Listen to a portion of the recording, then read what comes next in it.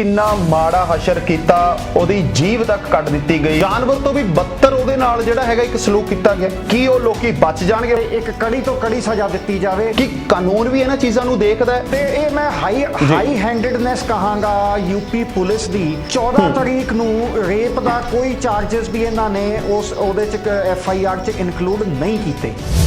ਪਿੱਛੇ ਨਿਰਭਇਆ ਕਾਂਡ ਜਿਹੜਾ ਹੈਗਾ ਸੀਗਾ, ਉਹਨੇ ਇੱਕ ਬੜੇ ਰੌਂਗਟੇ ਖੜੇ ਕੀਤੇ ਸੀਗੇ। ਡੈਥ ਪੈਨਲਟੀ ਤੋਂ ਘੱਟ ਕੋਈ ਸਜ਼ਾ ਇਹਨਾਂ ਨੂੰ ਨਹੀਂ ਦੇਣੀ ਚਾਹੀਦੀ। ਕੀ ਗਰੀਬ ਲੋਕਾਂ ਦੇ ਲਈ ਕਾਨੂੰਨ ਨਹੀਂ ਮੰਨਿਆ ਜਾਂਦਾ? ਸਤਿ ਸ਼੍ਰੀ ਅਕਾਲ ਦੋਸਤੋ, ਆਦਾਬ, ਨਮਸਤੇ, ਗੁੱਡ ਮਾਰਨਿੰਗ। ਮੈਂ ਤੁਹਾਡਾ ਆਪਣਾ ਦੋਸਤ ਹਨੀ ਵਾਲੀਆ ਸ਼ੋਜ਼ ਦੇ ਵਿੱਚ ਤੁਹਾਨੂੰ ਪਤਾ ਹੈ ਕਿ ਅਸੀਂ ਕਿਸੇ ਨਾ ਕਿਸੇ ਟੌਪਿਕ ਦੇ ਉੱਤੇ ਗੱਲਬਾਤ ਕਰਦੇ ਹਾਂ। ਅੱਜ ਟੌਪਿਕ ਤੁਸੀਂ ਜਿੱਦਾਂ ਸੁਣਿਆ ਹੈਗਾ ਕਿ ਬਹੁਤ ਹੀ ਇੱਕ ਮਾੜੀ ਦੁਰਘਟਨਾ, ਇੱਕ ਬੁਰੀ ਗੱਲ, ਇੱਕ ਘਟੀਆ ਗੱਲ ਜਿਹੜੀ ਕਿ ਅਸੀਂ ਸੁਣ ਕੇ ਵੀ, ਦੇਖ ਕੇ ਵੀ ਪਰੇਸ਼ਾਨ ਹੋ ਜਾਂਦੇ ਹਾਂ, ਅਸੀਂ ਸੋਚ ਕੇ ਵੀ ਪਰੇਸ਼ਾਨ ਹੋ ਜਾਂਦੇ ਹਾਂ। ਪਿੱਛੇ ਜੇ ਵੀ ਇਸ ਪ੍ਰੋਗਰਾਮ ਦੇ ਉੱਤੇ ਗੱਲ ਕੀਤੀ ਸੀਗੀ, ਹੁਣੇ ਜਿੱਦਾਂ ਤੁਸੀਂ ਸੁਣਿਆ ਹੋਣਾ ਕਿ ਹਾਥਰਸ ਜ਼ਿਲ੍ਹੇ ਦੇ ਜਿਹੜਾ ਯੂਪੀ ਦਾ ਹਾਥਰਸ ਜ਼ਿਲ੍ਹਾ ਸੀਗਾ, ਉੱਥੇ ਬੁਲਗਾੜੀ ਦੇ ਪਿੰਡ ਦੇ ਵਿੱਚ ਇੱਕ ਮਨੀਸ਼ਾ ਨਾਮ ਦੀ ਕੁੜੀ ਦੇ ਨਾਲ ਚਾਰ ਦਰਿੰਦਿਆਂ ਨੇ, ਉਹਨਾਂ ਨੂੰ ਮੈਂ ਬੰਦੇ ਨਹੀਂ ਕਹਾਂਗਾ, ਇਨਸਾਨ ਨਹੀਂ ਕਹਾਂਗਾ, ਉਹਨਾਂ ਦਰਿੰਦਿਆਂ ਨੇ ਰੇਪ ਕੇਸ ਕੀਤਾ। ਉਹਦੇ ਨਾਲ ਕਿੰਨਾ ਮਾੜਾ ਹਸ਼ਰ ਕੀਤਾ, ਉਹਦੀ ਜੀਭ ਤੱਕ ਕੱਟ ਦਿੱਤੀ ਗਈ, ਉਹਦੀ ਰੀੜ੍ਹ ਦੀਆਂ ਹੱਡੀਆਂ ਤੱਕ ਤੋੜ ਦਿੱਤੀਆਂ ਗਈਆਂ, ਗਰਦਨ ਤੱਕ ਤੋੜ ਦਿੱਤੀ ਗਈ ਹੈ। ਦੋਸਤੋ, ਕੀ ਇੱਕ ਮਤਲਬ ਕਿ ਜਾਨਵਰ ਤੋਂ ਵੀ ਬੱਤਰ ਉਹਦੇ ਨਾਲ ਜਿਹੜਾ ਹੈਗਾ ਇੱਕ ਸਲੂਕ ਕੀਤਾ ਗਿਆ।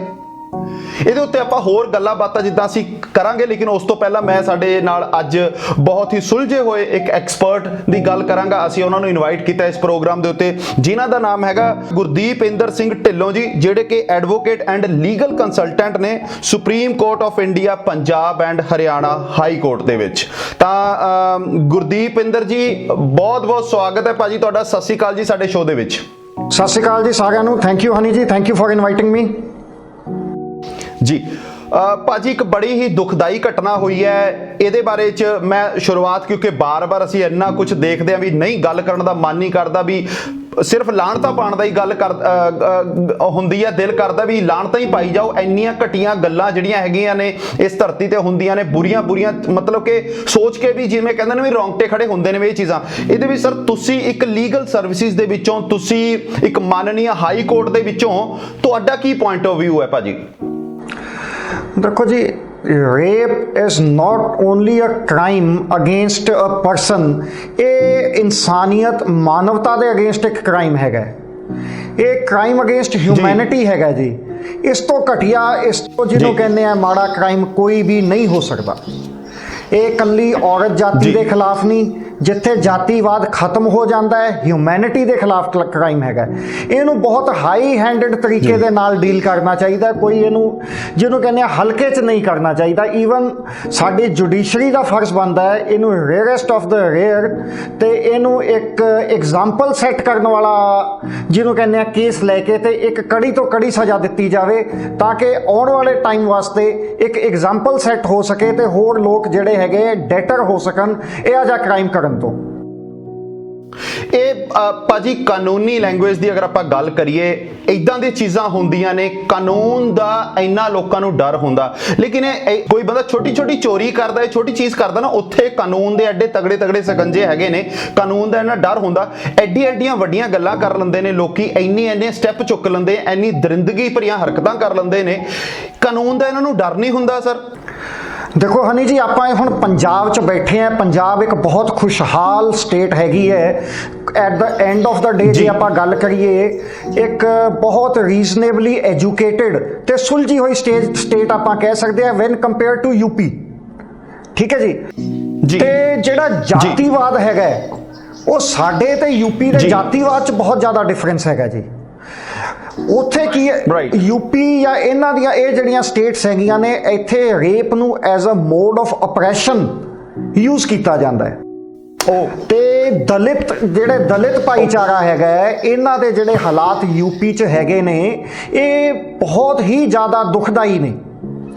बहुत ज़्यादा एक ओप्रैस्ड क्लास हैगी है। जे आप कहने भी पंजाब च दलित भाईचारा जिहड़ा हैगा साडे मोढे नाल मोढा मिला के चलदा है, साडे असीं अपने भरावां वांगू डील करते हैं। पर कुछ स्टेटां इहो जिहियां हैगियां ने जिथे भी अजे भी दलित भाईचारे नाल बहुत ज़्यादा डिस्क्रिमिनेशन हैगी है। ते आ जिस केस की आप गल कर रहे हैं, दलित लड़की हैगी है।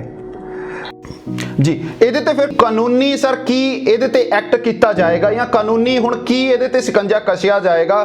ਕੀ ਉਹ ਲੋਕੀ ਬਚ ਜਾਣਗੇ? ਹੁਣ ਲੋਕਾਂ ਦੇ ਇਹ ਸਵਾਲ ਹੈਗੇ ਨੇ ਵੀ ਜਿਹੜਾ ਚਲੋ ਉਹਨੇ ਆਪਣੀ ਜਾਨ ਗਵਾਤੀ ਹੈ, ਇੱਕ ਸਾਡੇ ਜਿਹੜੀ ਕਹਿ ਦਿੰਦੇ ਆ ਸਾਡੇ ਆਪਣੇ ਦੇਸ਼ ਦੀ ਕੁੜੀ ਦੀ ਗੱਲ ਕਰ ਲਈਏ ਜਾਂ ਇੱਕ ਔਰਤ ਦੀ ਗੱਲ ਕਰ ਲਈਏ ਜਾਂ ਇੱਕ ਇਨਸਾਨ ਦੀ ਗੱਲ ਕਰ ਲਈਏ ਜਾਂ ਹਿਊਮੈਨਿਟੀ ਦੀ ਗੱਲ ਕਰ ਲਈਏ, ਉੱਥੇ ਇੱਕ ਸ਼ਰਮਿੰਦਗੀ ਨਹੀਂ ਮਹਿਸੂਸ ਹੁੰਦੀ ਸਾਨੂੰ ਵੀ ਅਸੀਂ ਇੱਕ ਛੋਟੀ ਬੱਚੀ ਦੇ ਨਾਲ ਹਨਾ ਇੱਕ ਔਰਤ ਦੇ ਨਾਲ ਇਹ ਚੀਜ਼ਾਂ ਕੀਤੀਆਂ ਨੇ? ਤਾਂ ਇਹਦੇ ਵਿੱਚ ਫਿਰ ਕਾਨੂੰਨ ਕੀ ਹੁਣ ਕਿ ਕਾਨੂੰਨ ਵੀ ਇਹਨਾਂ ਚੀਜ਼ਾਂ ਨੂੰ ਦੇਖਦਾ ਵੀ ਉਹ ਦਲਿਤ ਤੋਂ ਹੈ ਜਾਂ ਉਹ ਦੂਸਰੀ ਜਾਤੀ ਤੋਂ ਹੈ, ਉੱਥੇ ਫਿਰ ਕਾਨੂੰਨ ਦੀ ਕਿੰਨੀ ਅਹਿਮੀਅਤ ਰਹਿ ਜਾਂਦੀ ਹੈ ਸਰ?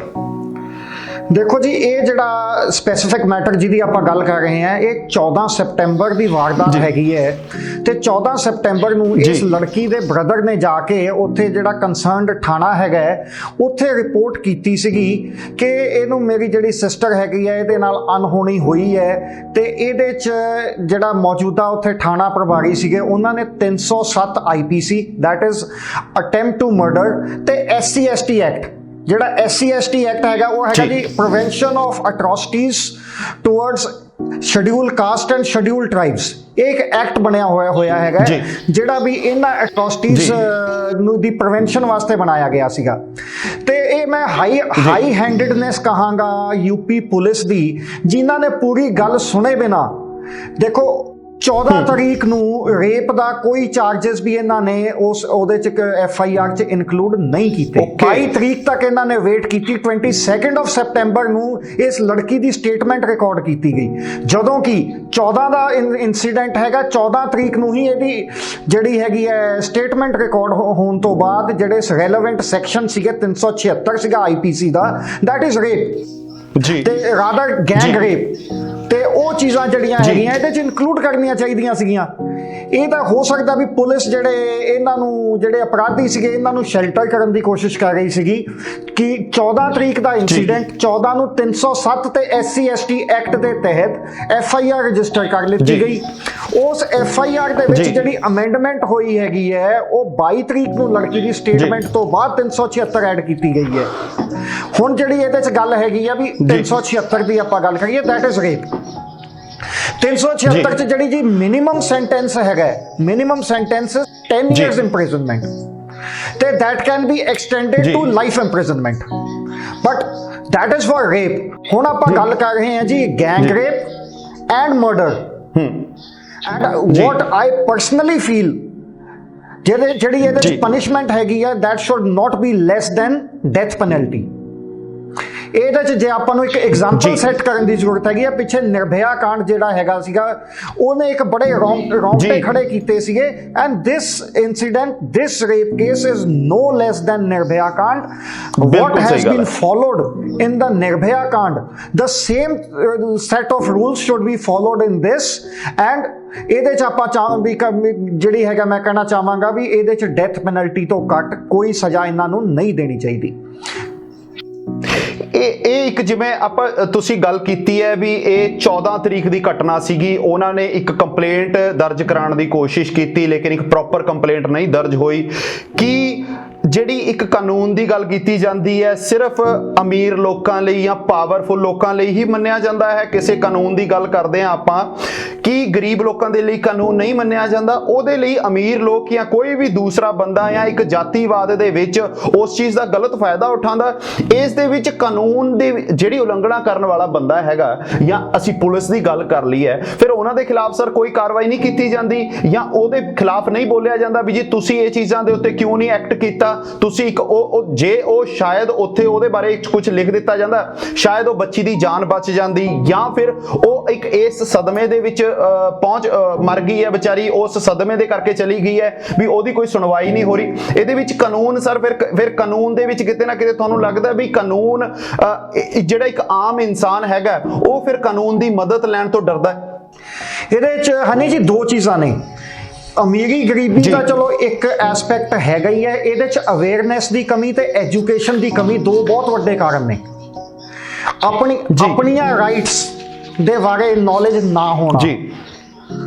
ਦੂਜੀ ਗੱਲ ਜਿਨ੍ਹਾਂ ਨੇ ਉਹ ਤੁਹਾਡੀਆਂ ਰਾਈਟਸ ਲਾਗੂ ਕਰਵਾਉਣੀਆਂ ਨੇ ਉਹ ਲੋਕਾਂ ਦਾ ਆਪਣੀ ਡਿਊਟੀ ਤਰੀਕੇ ਨਾਲ ਨਾ ਨਿਭਾਉਣਾ।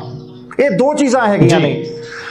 ਹੁਣ ਜੀ। ਇੱਕ ਗਰੀਬ ਆਦਮੀ ਆਪਾਂ ਕਹਿ ਲਈਏ ਜਿਹਨੂੰ ਅਵੇਅਰਨੈਸ ਨਹੀਂ ਹੈਗੀ, ਐਜੂਕੇਸ਼ਨ ਦੀ ਵੀ ਕਮੀ ਹੈਗੀ ਹੈ, ਜਦੋਂ ਪੁਲਿਸ ਸਟੇਸ਼ਨ ਜੀ। ਜਾਂਦਾ ਹੈ ਪੁਲਿਸ ਵਾਲਿਆਂ ਦਾ ਫਰਜ਼ ਬਣਦਾ ਹੈ ਵੀ ਉਹਨੂੰ ਸਭ ਤੋਂ ਪਹਿਲਾਂ ਉਹਦੀਆਂ ਰਾਈਟਸ ਬਾਰੇ ਅਵੇਅਰ ਕਰਾਉਣ, ਜੋ ਉਹਦੇ ਨਾਲ ਹੋਇਆ ਹੈ ਉਹਦੀ ਕਾਉਂਸਲਿੰਗ ਮੌਕੇ ਤੇ ਕਰਕੇ ਸਹੀ ਸਟੋਰੀ ਜਾਣ ਕੇ ਤੇ FIR ਦਰਜ ਕੀਤੀ ਜਾਵੇ। ਤੇ ਇਹ ਜੀ। ਜਿਹੜੀਆਂ ਕੁਝ ਚੀਜ਼ਾਂ ਹੈਗੀਆਂ, ਇਹ ਜਿਹੜਾ ਸਿਸਟਮ ਹੈਗਾ ਇਹਨੂੰ ਰੀਵੈਂਪ ਕਰਨਾ ਪਏਗਾ। ਜਿਹੜਾ ਇੰਡੀਆ 'ਚ ਇਹ ਜੀ। ਪੁਲਿਸ ਦਾ ਸਿਸਟਮ ਹੈਗਾ, ਇਹ ਅਜੇ ਵੀ ਅਸੀਂ ਉਹੀ ਜੀ। ਬ੍ਰਿਟਿਸ਼ਰਸ ਵਾਲਾ ਫੋਲੋ ਕਰ ਰਹੇ ਹਾਂ। ਦੇਖੋ, ਬ੍ਰਿਟਿਸ਼ਰ ਸਾਡੇ ਤੇ ਰਾਜ ਕਰਨ ਆਏ ਸੀਗੇ, ਵੀ ਵਰ देयर ਸਬਜੈਕਟ। ਜੀ। ਅਸੀਂ ਸਿਟੀਜ਼ਨ ਜੀ। ਨਹੀਂ ਸੀਗੇ, ਅਸੀਂ ਸਬਜੈਕਟ ਸੀਗੇ। ਜੀ। ਪੁਲਿਸ ਸ਼ਬਦਾਵਲੀ, ਜੀ। IPC, ਇਹ ਸਾਰਾ ਕੁਝ ਅਮੈਂਡਮੈਂਟਸ ਤਾਂ ਹੋਈਆਂ ਨੇ, ਪਰ ਬੇਸਿਕ ਸਟਰਕਚਰ ਅਸੀਂ ਜੀ। ਅਜੇ ਵੀ ਉਹੀ ਫੋਲੋ ਕਰ ਰਹੇ ਹਾਂ ਜਿਹੜਾ ਉਦੋਂ ਦਾ ਚੱਲਿਆ ਆ ਰਿਹਾ ਹੈ। ਇਹਦੇ 'ਚ ਇਹ ਹੈਗਾ ਜੀ। ਕਿ ਜਦੋਂ ਕੋਈ ਵੀ ਪੁਲਿਸ ਸਟੇਸ਼ਨ ਜਾਂਦਾ ਹੈ ਉਹਨੂੰ ਉਹਦੀਆਂ ਰਾਈਟਸ ਦੱਸੀਆਂ ਜਾਣ। ਕਾਗਜ਼ਾਂ 'ਚ ਬਹੁਤ ਕੁਝ ਹੈਗਾ, ਠੀਕ ਹੈ, ਪਰ ਉਹ ਮੌਕੇ ਤੇ ਉਹਨਾਂ ਦੀ ਜਿਹੜੀ ਇੰਪਲੀਮੈਂਟੇਸ਼ਨ ਨਹੀਂ ਹੈਗੀ। ਇਹਦੇ ਤੇ ਲੀਗਲ ਏਡ ਕਲੀਨਿਕਸ ਜਿਹੜੇ ਹੈਗੇ ਨੇ ਉਹਨਾਂ ਦਾ ਵੀ ਫਰਜ਼ ਬਣਦਾ ਹੈਗਾ, ਇਹਨਾਂ ਦਾ ਵੀ, ਈਵਨ ਪੁਲਿਸ ਅਥਾਰਟੀਜ਼ ਦਾ ਵੀ ਫਰਜ਼ ਬਣਦਾ ਹੈਗਾ ਕਿ ਇਹ ਲੋਕਾਂ ਨੂੰ ਅਵੇਅਰ ਕਰਾਉਣ। ਜਦੋਂ ਤੱਕ ਮੈਨੂੰ ਆਪਣੀਆਂ ਰਾਈਟਸ ਬਾਰੇ ਨਹੀਂ ਪਤਾ ਹੋਏਗਾ ਤੇ ਮੈਂ ਜਾ ਕੇ ਆਪਣੀਆਂ ਰਾਈਟਸ ਮੰਗਾਂਗਾ ਕੀ? ਜੀ, ਇੱਕ ਇਹ ਬਹੁਤ ਵਧੀਆ ਤੁਸੀਂ ਪੁਆਇੰਟ ਦੱਸਿਆ ਸਰ, ਵੀ ਇੱਕ ਜੇਕਰ ਕਿਸੇ ਨੂੰ ਪਤਾ ਹੀ, ਹੁਣ ਦੇਖੋ ਕਿਸੇ ਨੂੰ ਇਹ ਤਾਂ ਪਤਾ ਨਹੀਂ ਹੁੰਦਾ ਵੀ ਮੇਰੇ ਨਾਲ ਇਦਾਂ ਦੀ ਚੀਜ਼ ਘਟਨਾ ਘਟਣੀ ਹੈ, ਵੀ ਉਹ ਉਹਦੀ ਸਟੱਡੀ ਕਰਕੇ ਰੱਖ ਲਿਆ, ਉਹਦੀ ਨੌਲੇਜ ਰੱਖ ਕੇ ਲਵੇ। ਜਦੋਂ ਕਿਸੇ ਨਾਲ ਕੋਈ ਚੀਜ਼ ਘਟਨਾ ਵਾਪਰਦੀ ਹੈ ਤਾਂ ਉਹ ਫਿਰ ਉਹਦੇ ਬਾਰੇ ਸੋਚਦਾ, ਉਹਨੂੰ ਪਤਾ ਨਹੀਂ ਲੱਗਦਾ। ਅੱਛਾ, ਇਹਦੇ ਵਿੱਚ ਇੱਕ ਸਰ ਹੋਰ ਗੱਲ ਕਰੀ ਜਾਵੇ ਵੀ ਇਹਦੇ ਲਈ ਹੁਣ ਜੇਕਰ ਕੋਈ ਆਪਾਂ ਇਹਦੇ ਵਿੱਚ ਅਮੀਰੀ ਗਰੀਬੀਆਂ ਜਾਤੀਵਾਦ ਦੀ ਗੱਲ ਨਹੀਂ ਕਰਦੇ, ਹੁਣ ਜਿਹੜੇ ਬੰਦੇ ਦਾ ਕੋਰਟ ਕਚਹਿਰੀਆਂ ਪੁਲਿਸ ਜਾਂ ਇਹਨਾਂ ਚੀਜ਼ਾਂ ਦੇ ਨਾਲ ਕੋਈ ਦੂਰ ਦੂਰ ਤੱਕ ਲੈਣਾ ਦੇਣਾ ਨਹੀਂ ਹੈਗਾ, ਉਹਨੂੰ ਆਬਵੀਅਸ ਹੈ ਵੀ ਉਸ ਚੀਜ਼ ਦੇ ਬਾਰੇ ਨੌਲੇਜ ਨਹੀਂ ਹੋਏਗੀ, ਤਾਂ ਉਹ ਡਰਦਾ ਹੈ ਵੀ ਮੈਂ ਹੁਣ ਬਹੁਤ, ਇਹ ਤਾਂ ਚਲੋ ਇਹ ਚੀਜ਼ਾਂ ਸਾਹਮਣੇ ਆ ਜਾਂਦੀਆਂ ਨੇ। ਹੁਣ ਨਿਰਭਇਆ ਕੇਸ ਸੀਗਾ, ਜਾਂ ਇਹ ਜਿਹੜਾ ਇਹਦਾ ਕੇਸ ਆਇਆ, ਮਨੀਸ਼ਾ ਦਾ ਕੇਸ ਆਇਆ, ਇਸ ਤੋਂ ਇਲਾਵਾ ਹੋਰ ਵੀ ਇਦਾਂ ਦੇ ਬਹੁਤ ਸਾਰੇ ਕੇਸ ਹੋਣਗੇ ਜਿਹੜੇ ਕਿ ਉੱਥੇ ਹੀ ਦਬਾ ਦਿੱਤੇ ਜਾਂਦੇ ਨੇ, ਜਾਂ ਉਹ ਡਰ ਦੇ ਮਾਰੇ ਸਾਹਮਣੇ ਨਹੀਂ ਆਉਂਦੇ।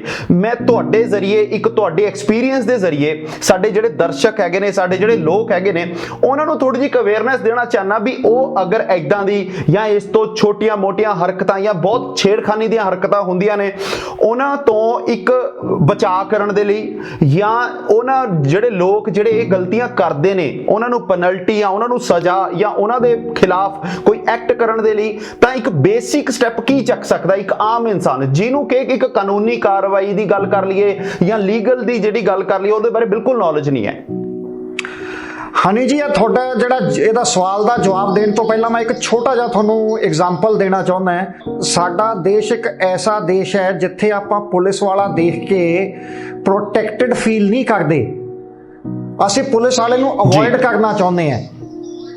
ਅਸੀਂ ਪੁਲਿਸ ਵਾਲਾ ਦੇਖ ਕੇ ਡਰਦੇ ਹਾਂ ਸੜਕ ਤੇ, ਅਸੀਂ ਸਿਕਿਉਰ ਫੀਲ ਨਹੀਂ ਕਰਦੇ ਪੁਲਿਸ ਵਾਲਾ ਦੇਖ ਕੇ। ਜਦੋਂ ਤੱਕ ਇਹ ਚੀਜ਼ 'ਚ ਬਦਲਾਅ ਨਹੀਂ ਆਏਗਾ, ਜਦੋਂ ਤੱਕ ਪੁਲਿਸ ਵਾਲਾ ਦੇਖ ਕੇ ਸਾਡੇ ਮਨ 'ਚ ਕੌਨਫੀਡੈਂਸ ਤੇ ਸਿਕਿਉਰਿਟੀ ਨਹੀਂ ਆਏਗੀ।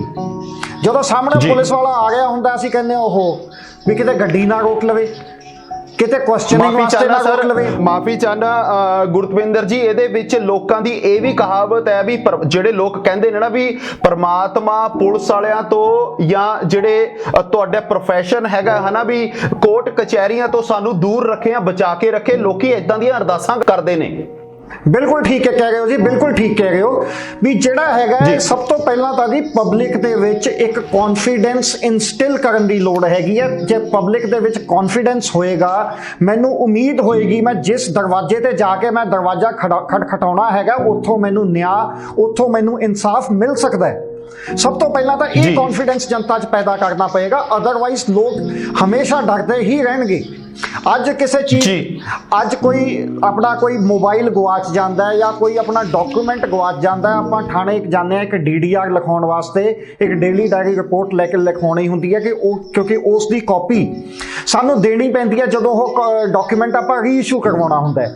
ਉੱਥੇ ਵੀ ਸਾਨੂੰ ਇੱਕ ਛੋਟੇ ਜਿਹੇ ਕੰਮ ਵਾਸਤੇ ਵੀ ਸਾਨੂੰ ਵੀ ਡਰ ਲੱਗਦਾ ਵੀ ਥਾਣੇ ਜਾਣਾ ਪਏਗਾ, ਰਿਪੋਰਟ ਲਿਖਾਉਣੀ ਪਏਗੀ।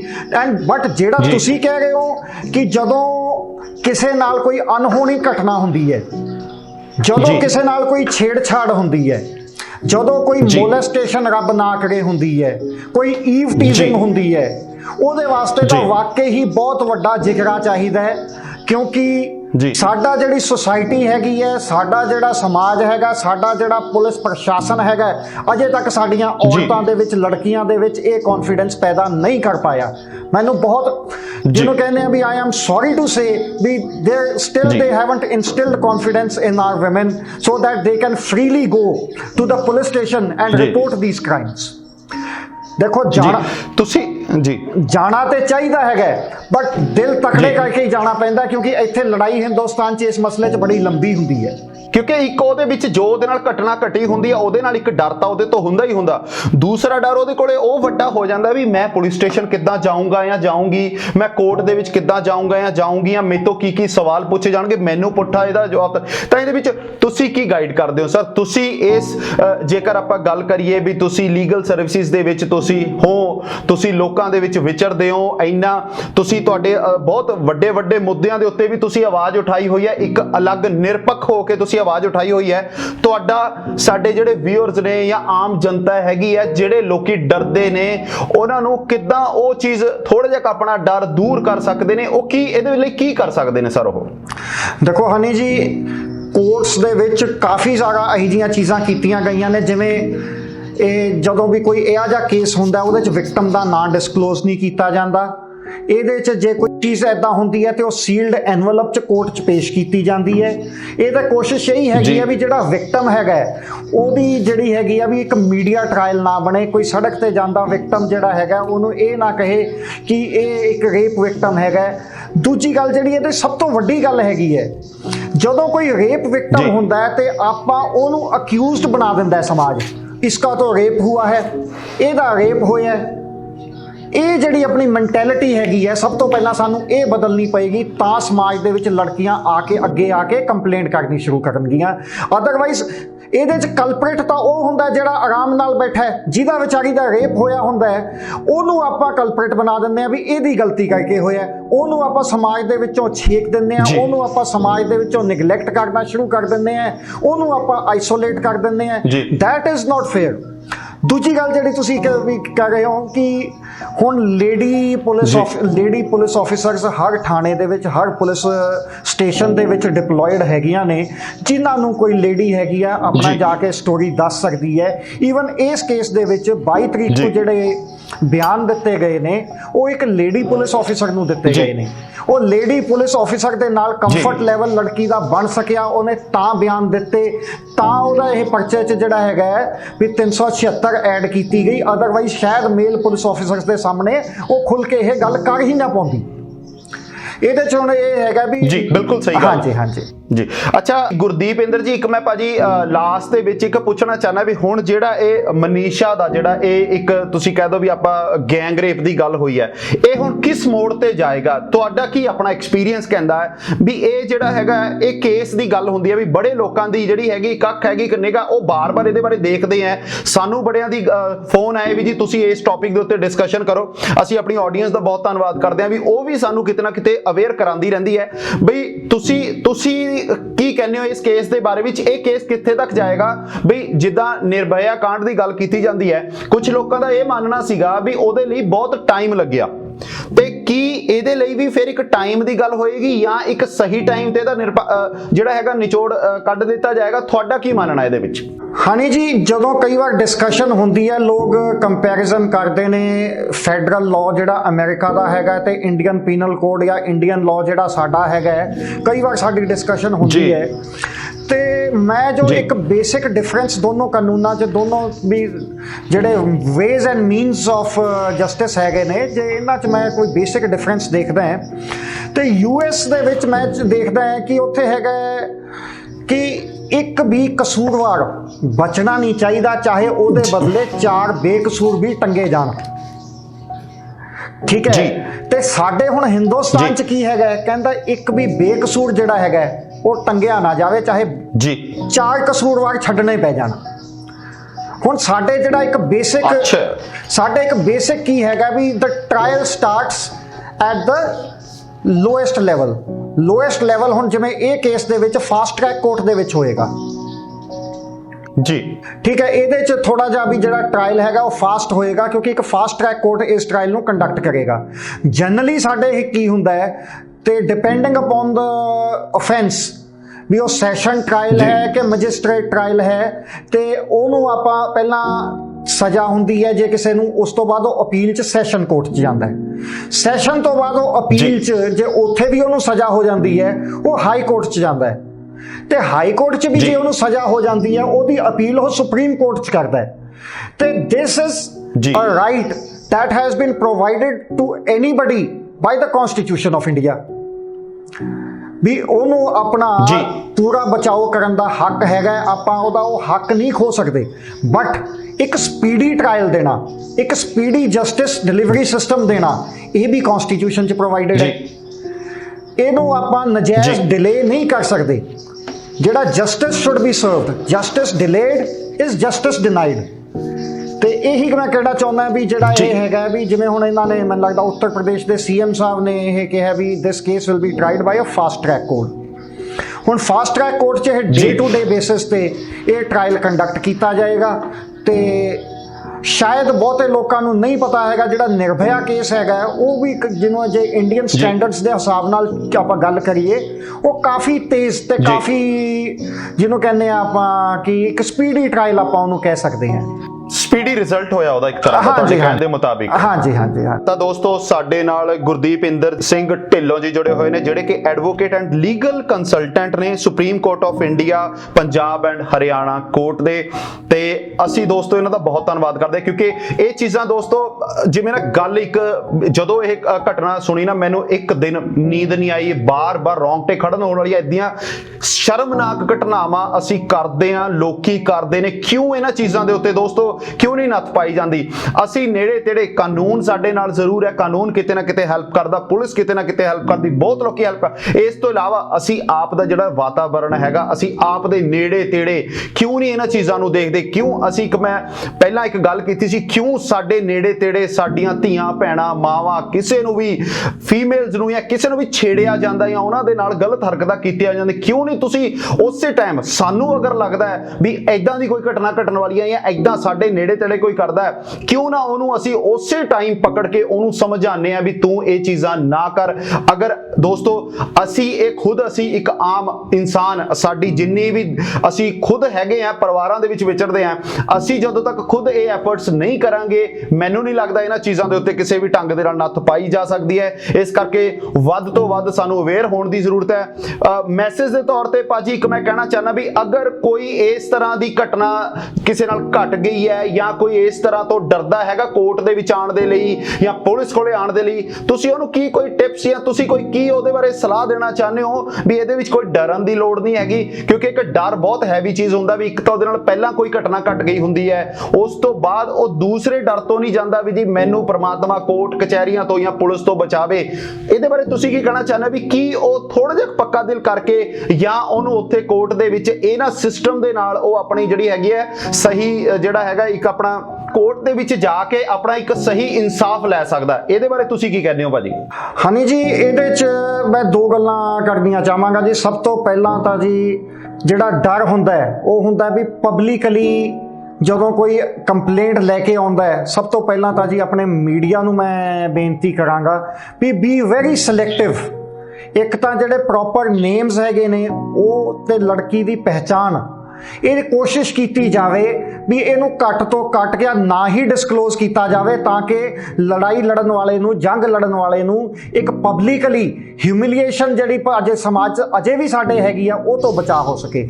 ਦੂਜੀ ਗੱਲ ਜਿਹੜੀ ਗੱਲ ਆਪਾਂ ਕਰ ਰਹੇ ਹਾਂ ਵੀ ਕਾਨੂੰਨੀ ਹੱਕ ਲੈਣ ਦੀ, ਕਾਨੂੰਨੀ ਹੱਕ ਤਾਂ ਜੀ ਜੰਗਾਂ ਲੜ ਕੇ ਹੀ ਲਿੱਤੇ ਜਾਂਦੇ ਨੇ, ਘਰੇ ਬੈਠ ਕੇ ਤਾਂ ਨਹੀਂ ਲਿੱਤੇ ਜਾਂਦੇ। ਉਹਦੇ ਨਾਲ ਤਾਂ ਇਹੀ ਹੈਗਾ ਕਿ ਤੁਸੀਂ ਜੇ ਲੜਾਈ ਸ਼ੁਰੂ ਕਰਦੇ ਹੋ ਤੇ ਤੁਹਾਡੇ ਨਾਲ ਲੱਗਣ ਵਾਲੇ ਬਹੁਤ ਹੈਗੇ ਨੇ, ਤੁਹਾਨੂੰ ਪਹਿਲਾ ਕਦਮ ਤਾਂ ਲੈਣਾ ਹੀ ਪਏਗਾ।